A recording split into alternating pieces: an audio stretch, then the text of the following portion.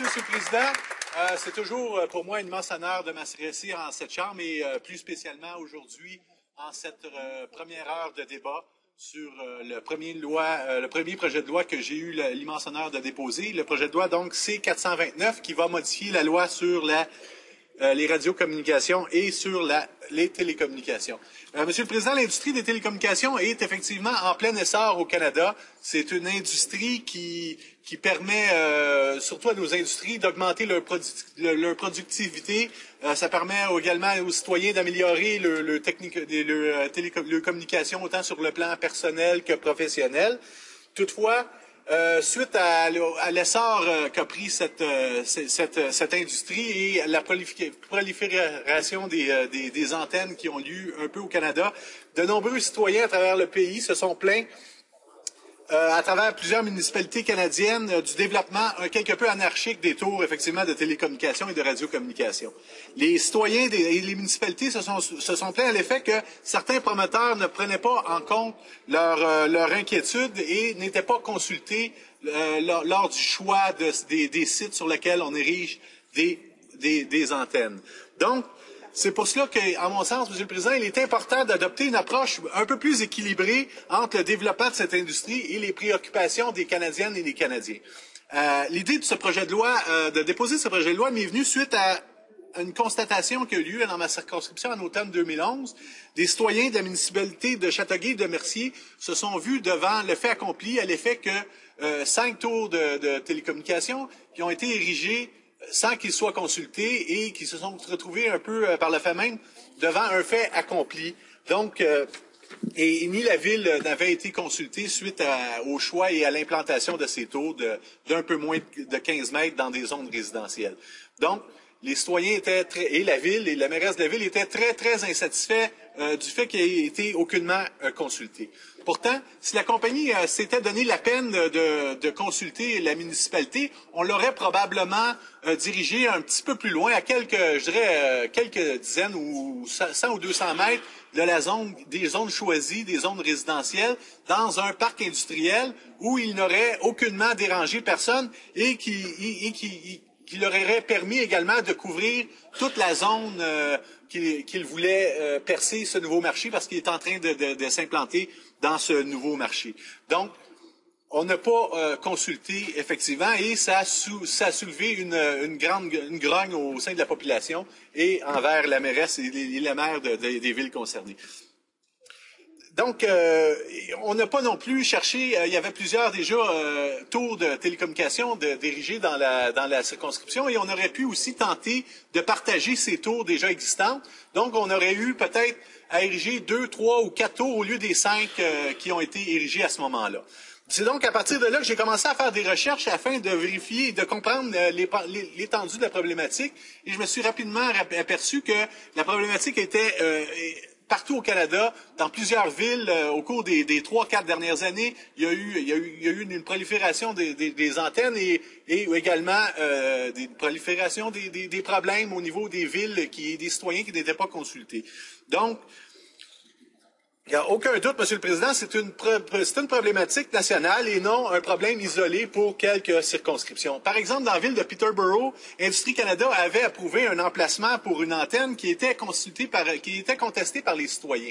Il y avait plus de 400 citoyens à ce moment-là qui ont signé une pétition demandant à choisir un autre site et la compagnie concernée et Industrie Canada a complètement ignoré et ont procédé quand même au choix de ce site et à l'érection de la tour en question. À Mississauga aussi, on a érigé près d'une église une antenne également d'un peu moins de 15 mètres et on l'a déguisé un peu en croix pour tenter de camoufler le fait que c'était une antenne, mais les gens se sont vite aperçus qu'effectivement, c'était pas une croix à côté de l'église, c'était une antenne de télécommunication. Donc, les gens se sont encore retrouvés devant un fait accompli et ont quand même contesté sans évidemment avoir gain de cause puisque il était devant un fait accompli.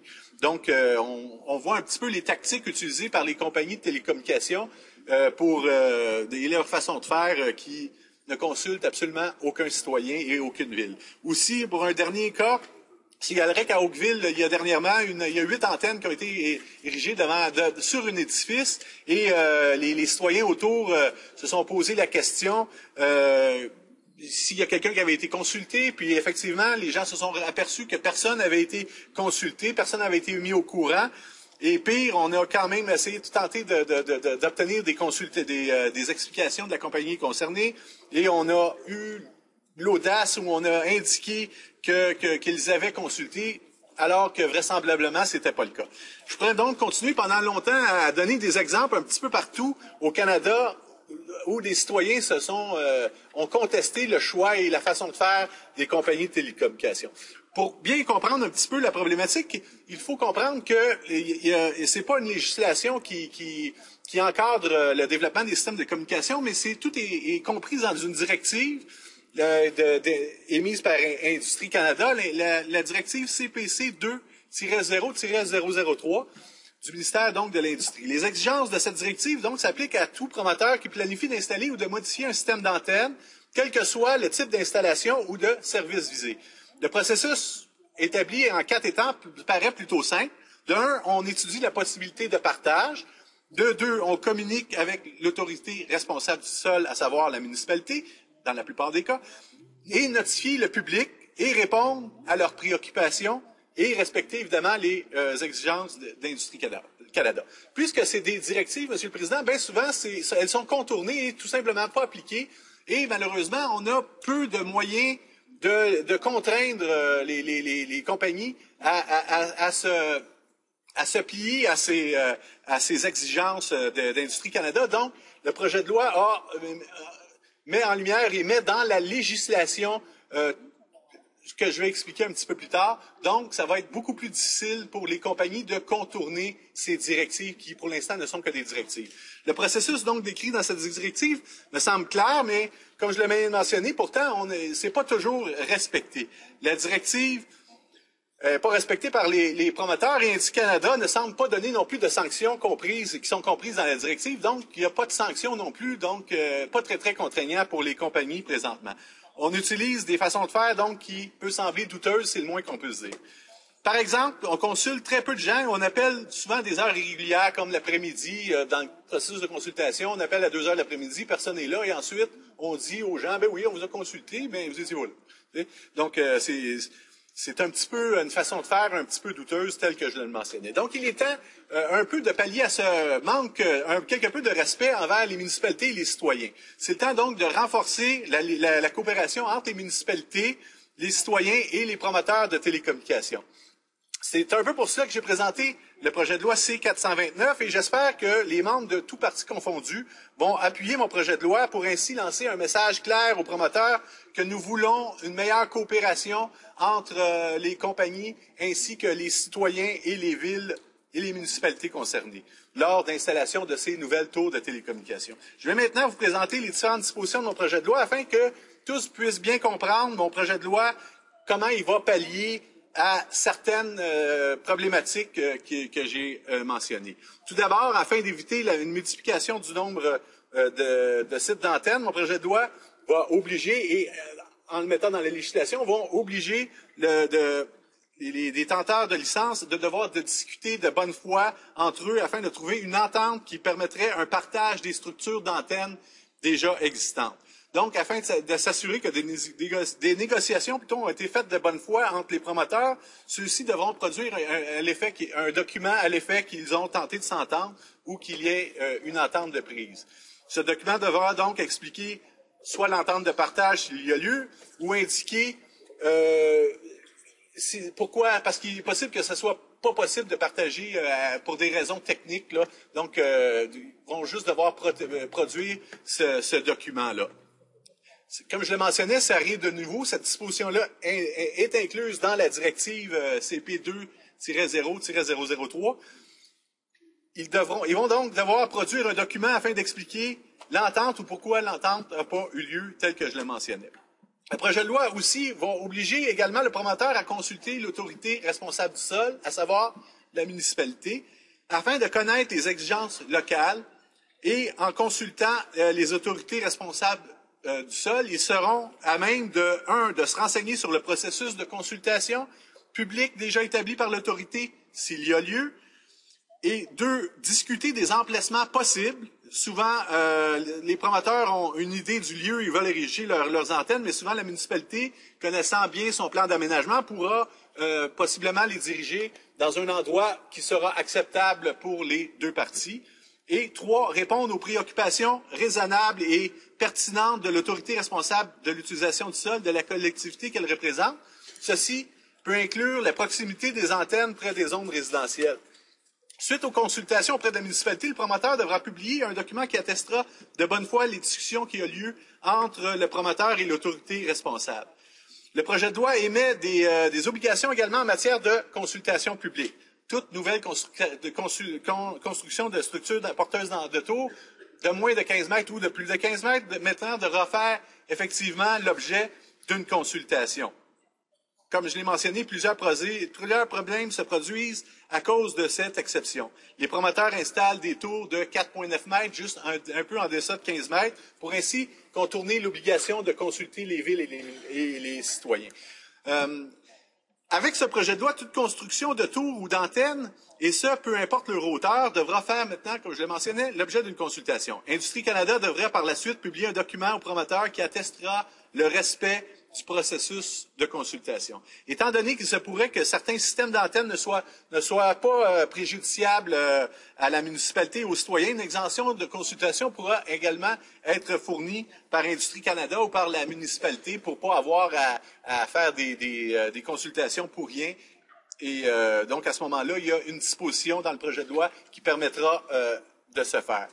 Également, cette disposition est là aussi également pour les régions rurales et éloignées. On sait que plusieurs de ces régions ne sont pas couvertes par des services de télécommunications. Donc, si on est dans un champ que ça nuit personne, la disposition permet également de ne pas tenir de consultation à cet effet-là.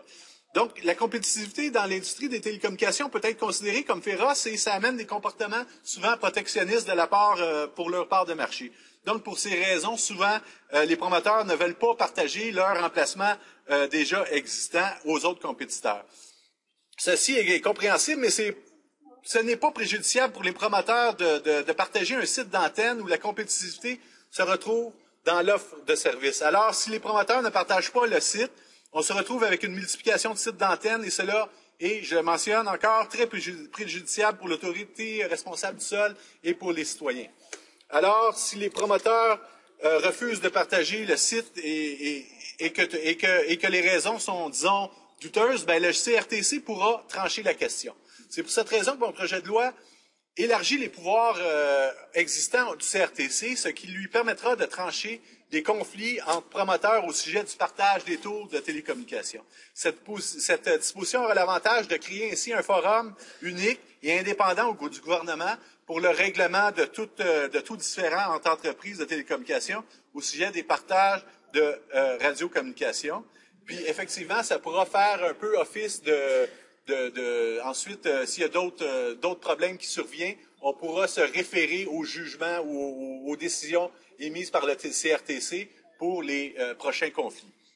Actuellement, la directive prévoit que ces conflits pourront être réglés par le ministère de l'Industrie ou par un arbitre conformément à la procédure d'arbitrage établie par le ministère dans les règles et procédures d'arbitrage d'Industrie Canada. Par contre, selon Industrie Canada, le processus d'arbitrage ne serait que très, très peu fréquemment utilisé, puisque plusieurs intervenants ont indiqué au ministère que le processus établi n'était pas vraiment bien adapté aux besoins de l'industrie. Un autre avantage, donc, à confier au CRTC de pouvoir de trancher les conflits relatifs au partage des tours d'antenne est que, effectivement, tel que je le mentionnais, ces éventuelles décisions pourraient former une espèce de jurisprudence et puis on pourrait s'y référer dans un proche avenir là, pour les exigences du partage des tours de télécommunications. Finalement, nous voulons encourager, tel que je l'ai mentionné, la conformité aux lois et règlements et le respect des communautés canadiennes en prévoyant des peines claires pour le non-respect des règles. Monsieur le Président, donc, pour conclure, parce qu'il ne me reste que quelques secondes, j'aimerais porter à l'attention des collègues que la Fédération canadienne des municipalités l'Union des municipalités du Québec et la Fédération québécoise des municipalités sont venus appuyer les principales ont appuyé mon projet de loi et nous sommes en discussion avec les autres fédérations des municipalités des autres provinces et je devrais avoir leur appui aussi très, très prochainement. Donc, je demande à tous les députés de cette Chambre d'appuyer ce projet de loi qui est, à mon sens, bien équilibré entre les préoccupations des citoyens des villes et les exigences de l'industrie. Merci, Monsieur le Président.